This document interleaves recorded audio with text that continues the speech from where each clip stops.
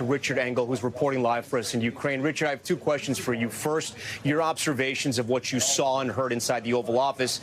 But first, I want you to walk our viewers through the state of play in Ukraine right now. There are still people being killed, families being killed in Ukraine right now. And even though these peace talks are sort of at the beginning stage, the bombing has not stopped.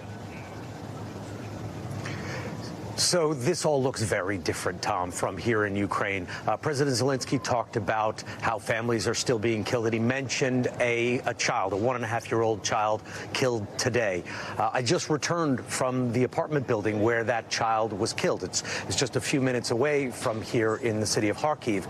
And although Russia says every single day that it only attacks military targets, that it doesn't target civilians in Ukraine, that is not true. And we saw that once again this morning.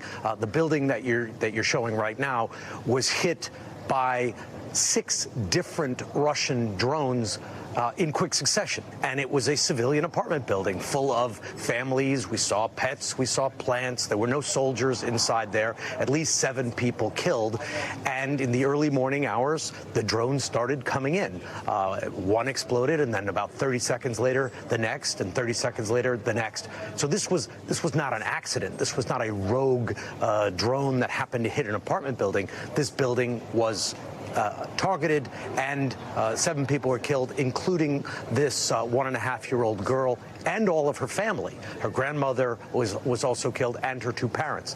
That kind of attack, which Ukrainians consider terrorism, happens every single day here, and they are watching this, Ukrainians are watching this peace process, watching this summit, and don't understand why it is Ukraine that must surrender its territory. Why isn't more pressure being put on Vladimir Putin, not just to stop the attacks? And by the way, you can hear the air raid sirens right now if you listen closely in the background.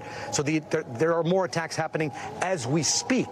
So this is a daily way of life here, and many Ukrainians think that pressure must be put on Putin to not only stop the attacks like the one that killed that family and others at the apartment building a short while ago, not far from here, but the constant attacks. And also, you mentioned a very important point, Tom. You said, what happens to the people, the Ukrainians who live in those areas, this 20% of the country, or 20% plus, if Putin gets his way, that may have to be surrendered to Russia? They become Russians. We've spoken to people in those occupied areas. They live like prisoners. They are told to forget their Ukrainian identity. You can't fly the Ukrainian flag. You can't speak the Ukrainian language. It is not used officially. They are part of Russia, and as far as Russia concerns, they are only Russian, and their Ukrainian identity is perceived to be a threat.